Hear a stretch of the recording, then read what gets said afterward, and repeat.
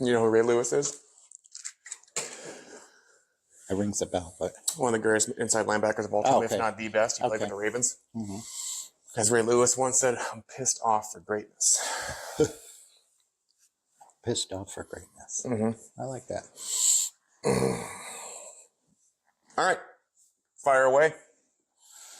So we've been talking a lot about Artistic Warrior the last few podcasts, right? Yeah. And then previous to that, we've talked about it.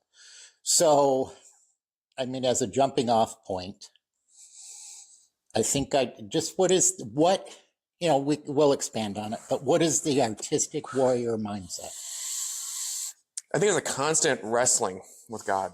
Okay. I think that's, if you wanted me to narrow it down to a single mindset, I think it's that.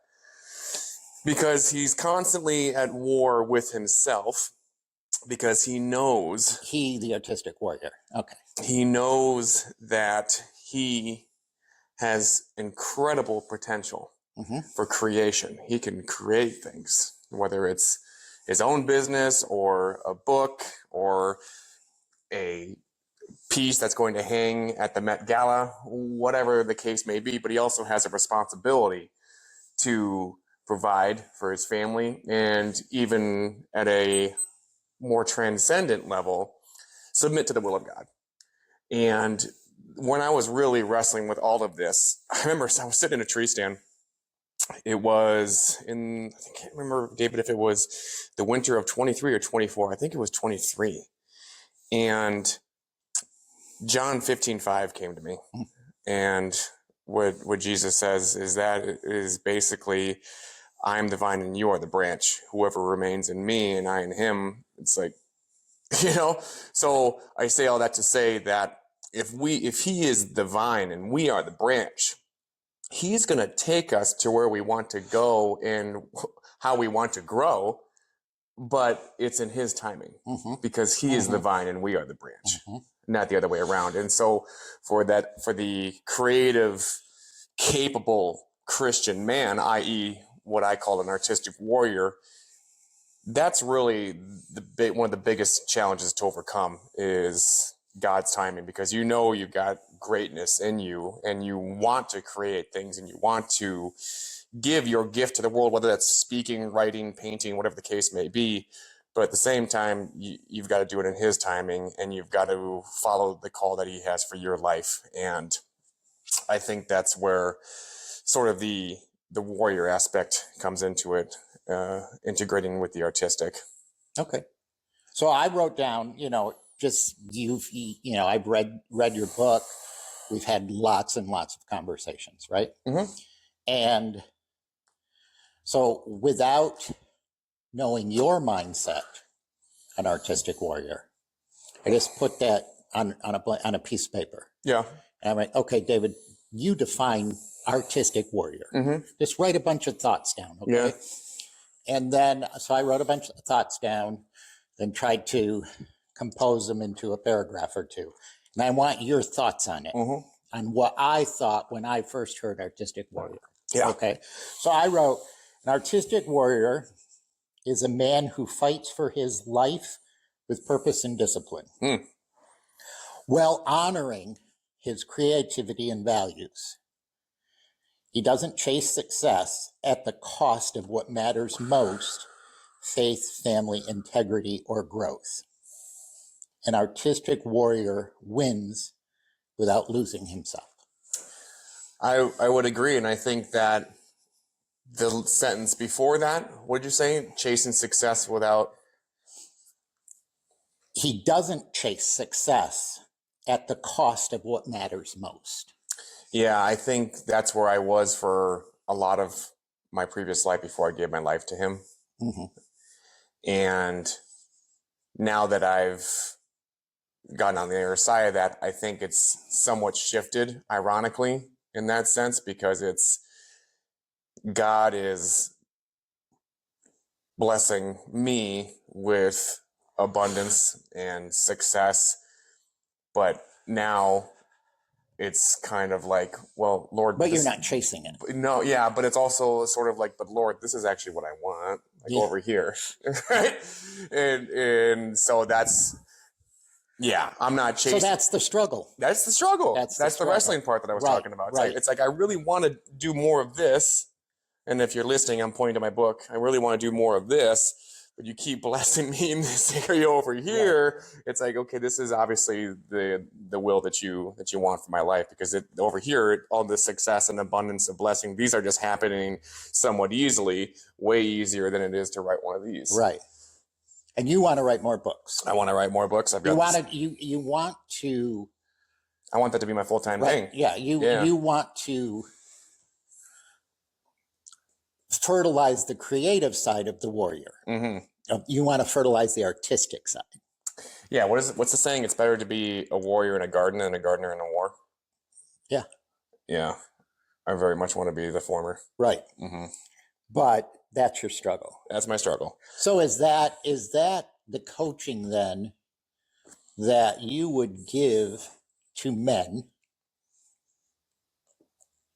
is how to navigate that struggle, or how to balance the struggle, I guess, or balance the artistic and the warrior and the provider, like you mentioned? I think there's levels to it. I think, for example, I have a shift lead at my store, and he knows that he's got some work to do on the physical side. Right. And he takes things to help with his anxiety and all of that jazz. And one thing that I've told not only him, but we've talked about on previous episodes, as far as what I think one of the biggest problems that most managers in the entire fast food industry have, is that they're obese. Mm. And if you want to have an antidote to anxiety and start getting your life back on track and start integrating some discipline and overcoming yourself and stopping self-sabotage, I think that's that's the lowest hanging fruit, is just getting the best shape of your life.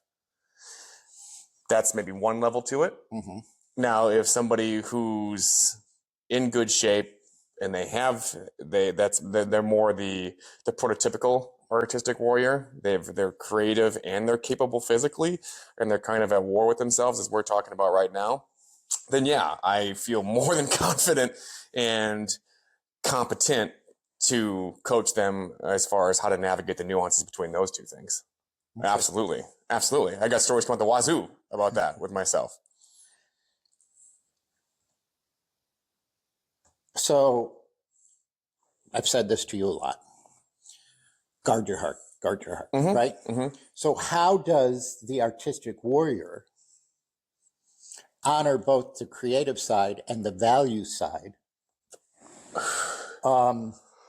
Like I said, doesn't chase success of what matters most: faith, family, integrity, or growth. So how do you guard your heart? How do you not, for the sake of success, mm-hmm. how do you guard those values? The gal who hired me, so it's actually my boss's boss, mm-hmm. she gave me a book called Trust Yourself, and I forget what the subtitle is. But I read the whole thing, and the one thing that I got out of it were my core values. I didn't realize, nor I had taken the time to realize, that I actually have core values. And that would be the same thing that I would say to answer your question, David, is what are your core values? Because that'll help with a lot of your decision making. And for me, less is always more. So I boiled the list down to 3. It started at 5 and I boiled it down to 3. Responsibility, balance, and perseverance. Okay. That's it. So, yeah, I mean, you can want to nurture and start doing things necessary for your creative side to take root and blossom and do all of those things, just as long as it doesn't come at the cost of providing for your family, because that's my responsibility. Right. Okay. So you know what I'm saying? I guess I want some subheadings under that. But you also have to integrate that side into your life. That's balance. Mm-hmm. And then how long can you stick with it? That's perseverance. Okay. You know what I mean? Right. So as soon as I got done reading that book and I boiled those things down to those 3 core values, I was like, oh yeah, well, this makes life a lot easier now if I just run it through these 3 things. Because as you and I have talked off air, my platform as an author is starting to accelerate. Right. And there's that temptation to want to not abandon my job, but it's like, well, how can I start putting a little bit more time into it? And that's a difficult question to answer because there's a lot of nuance to it, and my company is taking very good care of me, and I have a family to take care of, and so So is that the perseverance part of it? I think that's the perseverance part of it, is to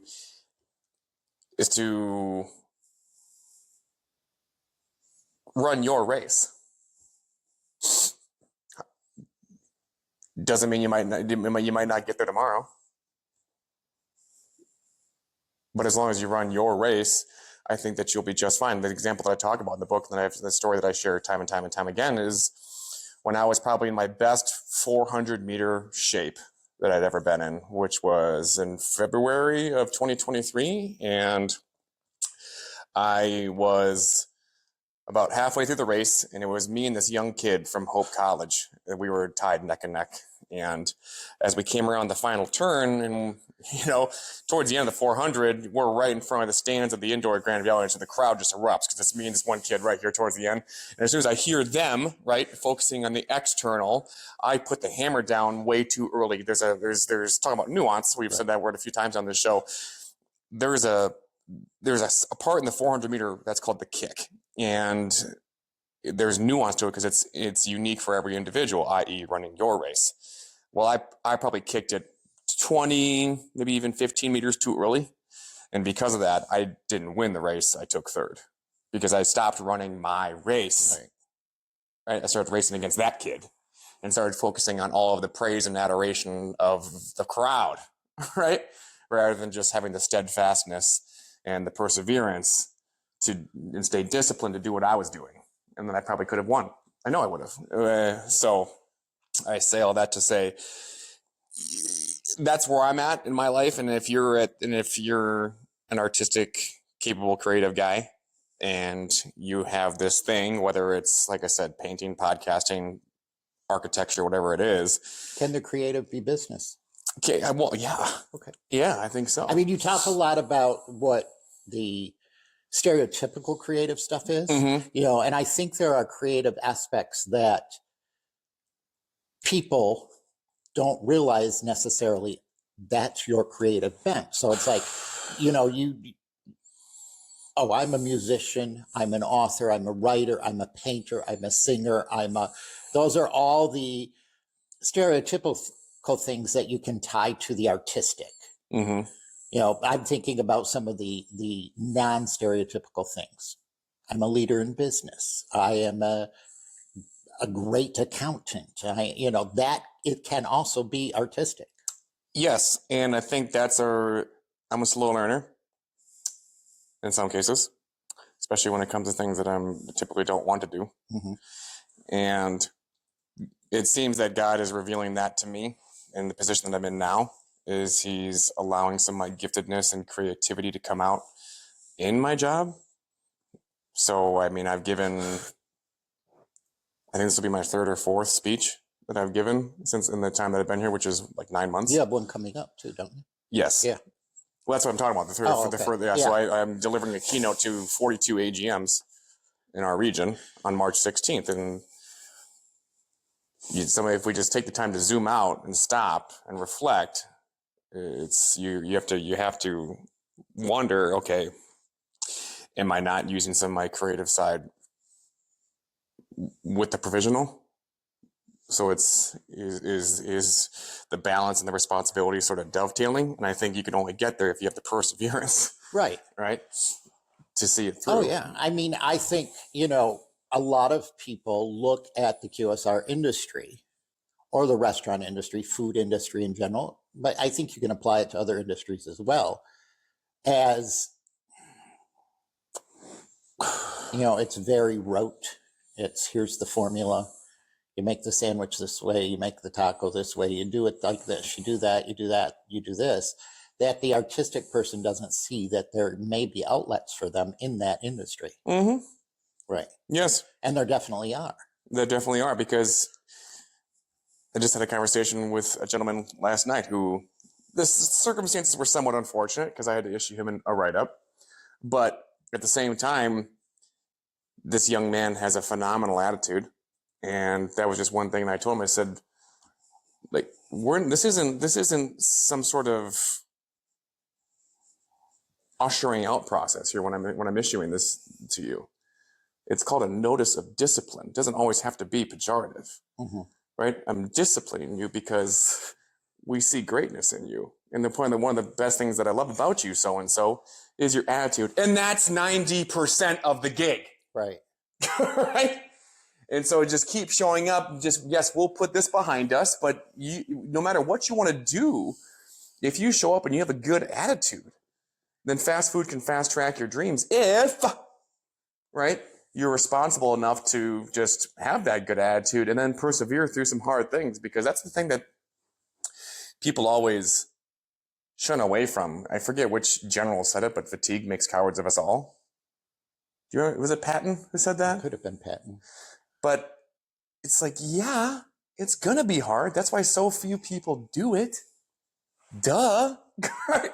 I mean, another shift lead, there's a funny story with that. Another shift lead of mine and Sam, my son, while I was at one store, they were there and they were just getting smacked, and somebody had called in. So they're a little bit short-staffed.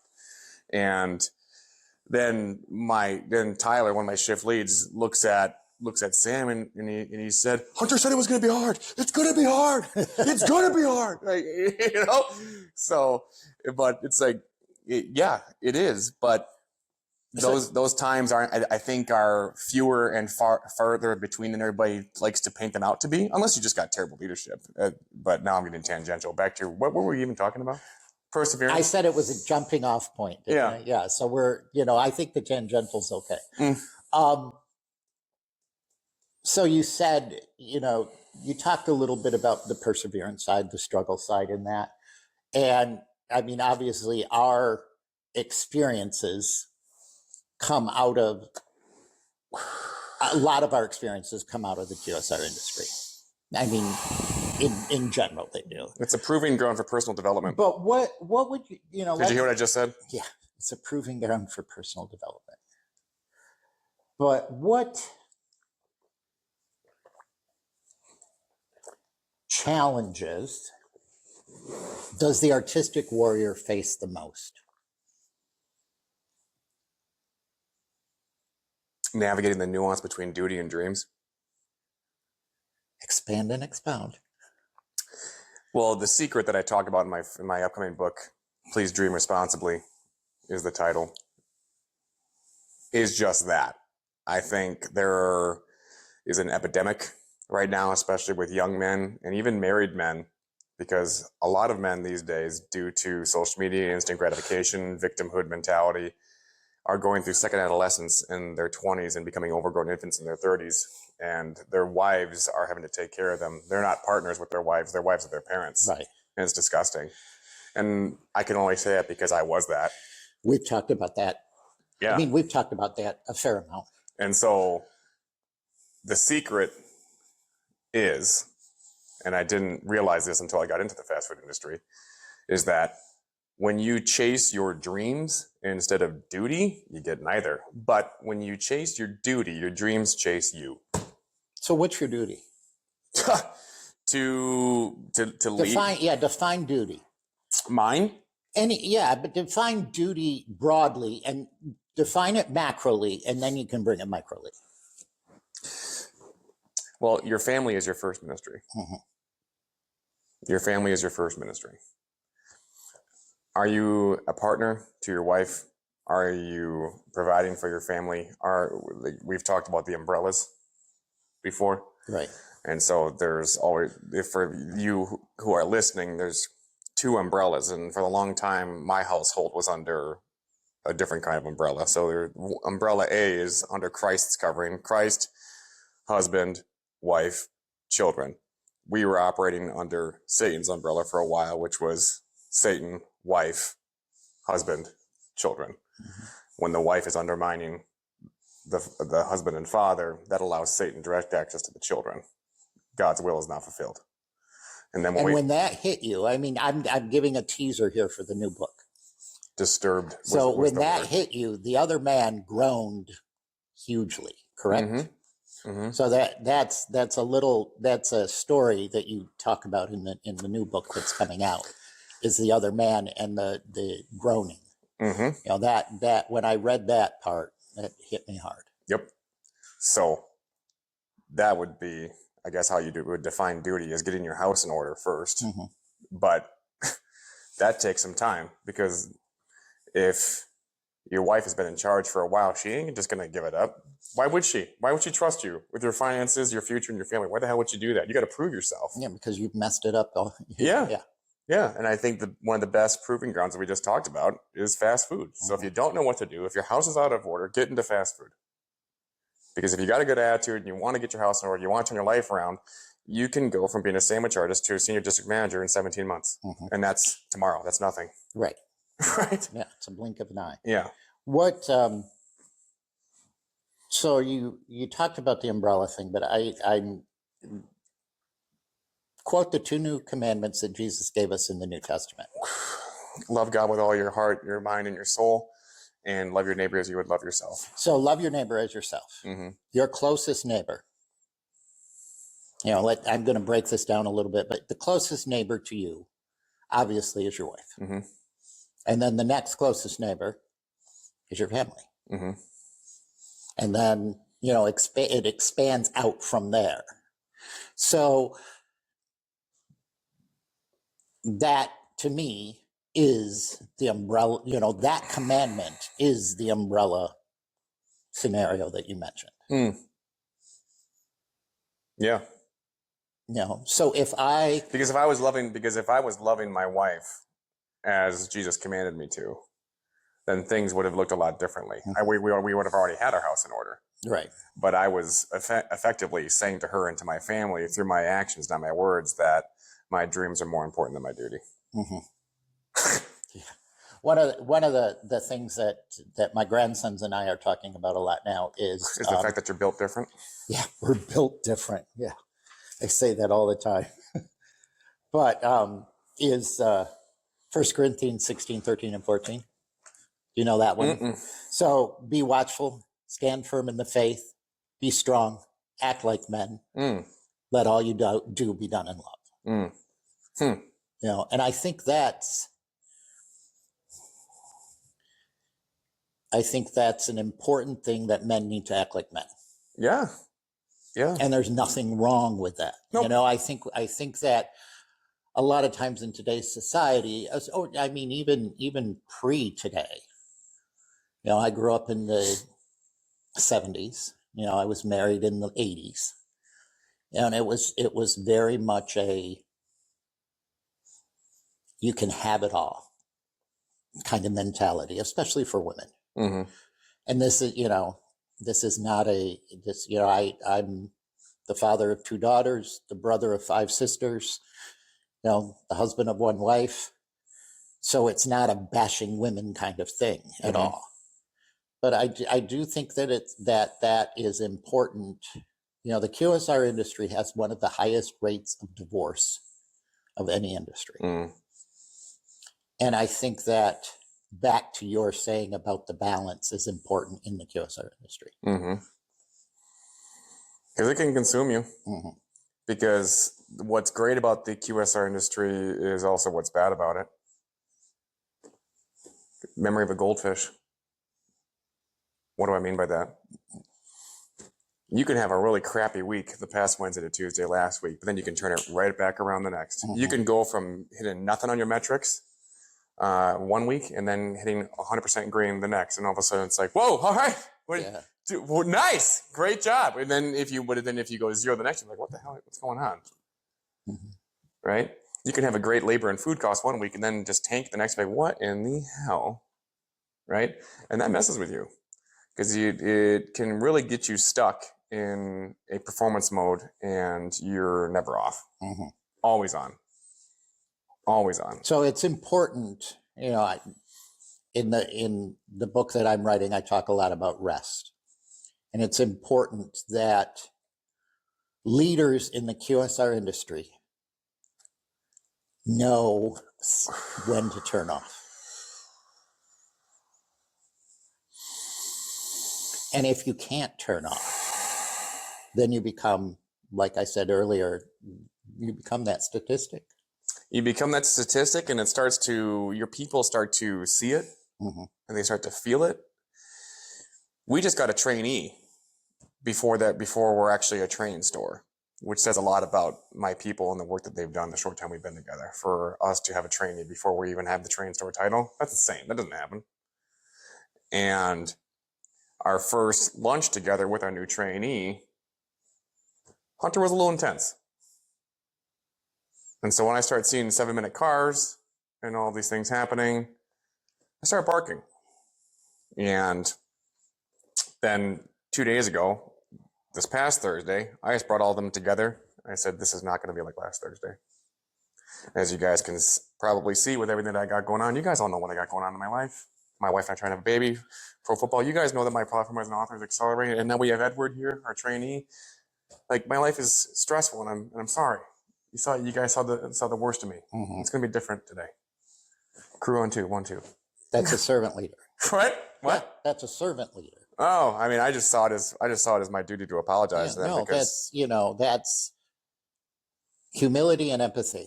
I shared my acronym a lot with you, but servant leaders have humility. They know when they messed up, and they're not afraid to admit it. And I think that's one thing that I think that more people who wish to become leaders, and also people who are leaders, need to realize is that just because you're a leader doesn't mean that you're not going to mess up. So in fact, it's actually the opposite. You're going to mess up a lot. Yeah. Most people have the wrong impression of being a leader, in that they want the accolades, the fame, the glory, and they don't realize that it's actually the opposite of that. Mm-hmm. I want to be a great leader. I want to be a manager. I want to be a district manager. I want a senior district manager. I mean, I've seen this. It's endemic. I've seen it a lot. Is that a true leader serves their employees, not the other way around. Mm-hmm. The employees don't serve the leader. No. The leader serves the employees. Mm-hmm. And I think that a lot of people, especially in the QSR industry, where the potential for growth happens rapidly, that when you're looking around your organization for a new leader, a new district manager, new senior district manager, even down to the store level, a new manager, hundreds of people raise their hands. Oh, I want to be the manager.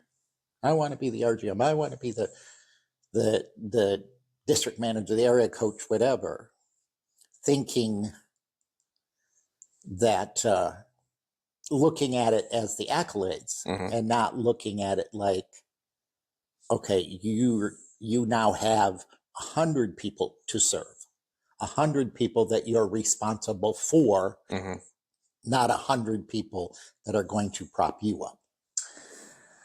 Most recently, in my experience, it's actually been the exact opposite. How so? People don't want it. People don't want it because they see a 50-hour work week attached to it, and then they see how much and how often the above restaurant leaders are working and things like that.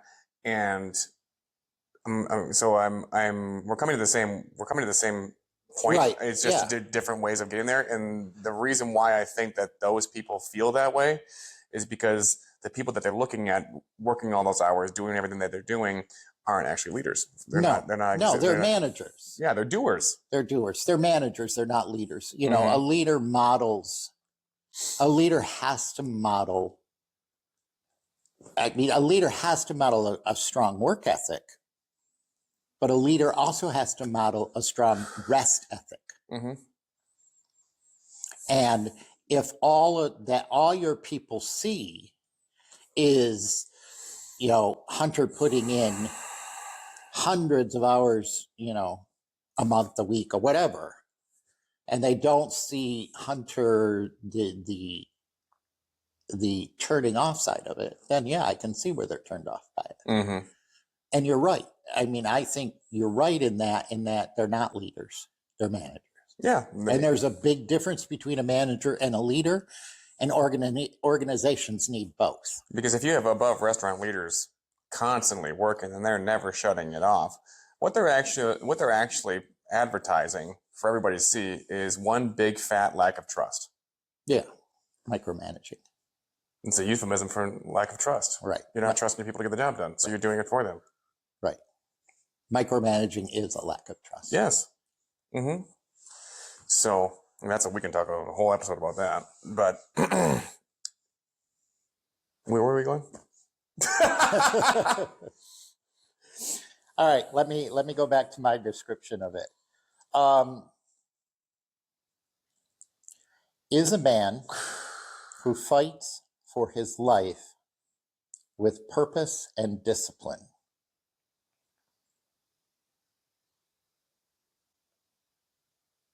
How do you fight for your life with purpose and discipline?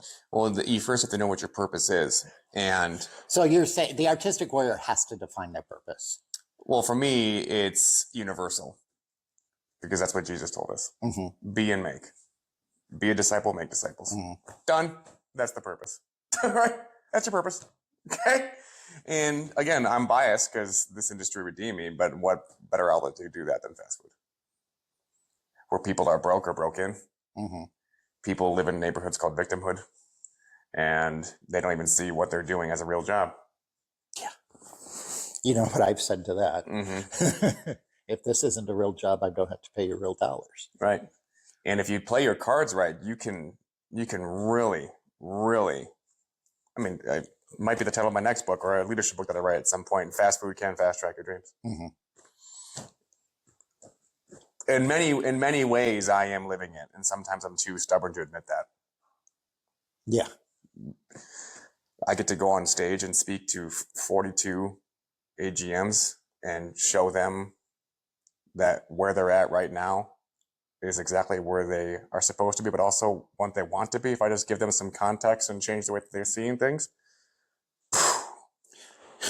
Right? Well, yeah. I mean, I've said this multiple times. Every single teenager, mm-hmm. your first job should be in fast food. How many times have I said that? The service, hospitality, right. Humility, hard work, teamwork, public speaking. And because people think, well, what do you mean? What do you mean public speaking? Well, you're in public and you're speaking, aren't you? Right. Every single day. Yeah. I mean, you're on stage 8, 10, however many hours. If you're an order taker, you are public speaking for right. What? If you work in an 8-hour shift, at least you're speaking to at least 100 people. Right. You learn social interaction. You learn public speaking. You learn how to read body language and cues. Mm-hmm. And that's a biggie. All of this, I think, has a big fat asterisk on it, though, because as you and I were talking about this, I don't think that any of the people in the industry or in a single store get all of these benefits without a strong leader. No. Because if the animals are running the zoo, right, well, then you're not getting any of these benefits. Right. But if you have somebody who with the best ability, which is accountability, well, then you're in a good spot. Right. And the only reason I can say is because the Lord has blessed me with the ability to make a lot of other people's lives at both of my stores better. I told this story at the last region meeting that I gave a speech to, which I think was January 21st. Yeah. And for me, how I lead is I identify somebody who wants more. So I'll just put it out there. Who wants to be more? Who wants more?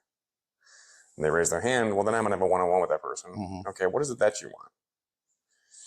Well, I mean, okay, let me put this to you this way. What would be a dream scenario for you? I've never had my own place. Really? Well, you're one hell of a food champion. You know how to make a taco and get it out of that window in very fast time. Have you ever thought about being a manager? No. Well, do you know what managers make? No. Well, what do you make right now? You're working 2 jobs? Okay, we pay you what here, and you're making what there? What would you have to make in order to quit that job and put a down payment on an apartment? Probably have to make an X amount an hour. You know that I could actually push for you to make that and more if you become a manager. Mm-hmm. Really? Yes. Okay, well then how long does the training process take? It's up to you. It takes as long as it takes for you. Right. Well, I mean, we have the itinerary and the curriculum, but it's literally up to you how fast you get through it and show your competency with it. No, that same manager is at my store right now. She opened, and my phone ain't ringing because she's got everything under control. Why? Because her dreams have come true. Right. She has her own place. Or she's working towards her dreams. She has her own place. Right. She no longer has to take her kids through a women's halfway home, see the meth addict in the first floor as they're making their way up to the room on the top floor. Yeah. They got their own place right by Gemmons, David. Oh wow. Right there. That's nice. Yeah. Right in the Hudsonville. Yeah. You know? So if you can just identify what people want and then show them the path to get there, because it ultimately is up to them how fast they get to that point. That's the cool thing. Like that isn't just some sort of fancy play on words when I say fast food can fast track your dream. No, it really is up to you how fast it goes. So. No, I mean, that's great. And I think for people who have been in the QSR industry a long time, like myself, and you're going to come across the lows, and you have to look back and you have to say how many people that worked for us were able to do that. And when you're told that story, I'm starting, the names are popping up in the back of my head. Mm-hmm. Oh, this person and that person. Oh, wait, what about that person? And one prime example of that is an employee that started with us at 15 years old. Mm-hmm. Just as, an 18-hour a week sandwich artist. And by 22, they bought a house. So they 18 years old, or 14, 15 years old, they started working for us, worked their way up the ladder, ambition was there, worked their way up the ladder. At 22 years old, and it was, a single woman. I'm 35 and I haven't bought a house. Tiffany bought this house. Yeah. But I'm 35 and I haven't bought a house. Somebody that worked for you was 22 when they bought a house. 22 bought their first house. And I mean, that one stands out in my head strongly, but we've had lots of people that have bought houses because, and the reason I remember this is because, it's like the income verification statement or the pay stubs. Whatever would come across my desk, Mm-hmm. Like, oh, looks like this person's buying a house, Mm-hmm. Then that's fast track your dreams. Oh yeah. Yeah. Mm-hmm. Mm-hmm. I mean, I think there's a lot of stories out there like that. Realistic dreams. If you have the perseverance. Right. To stick through it. Mm-hmm. That stick-to-itiveness. Yeah. No, that's good. What else? Should we end it there? Sure. I think that's a good spot to end it. Yeah. So, as always. Fast track your dreams. Yeah, fast food can fast track your dreams.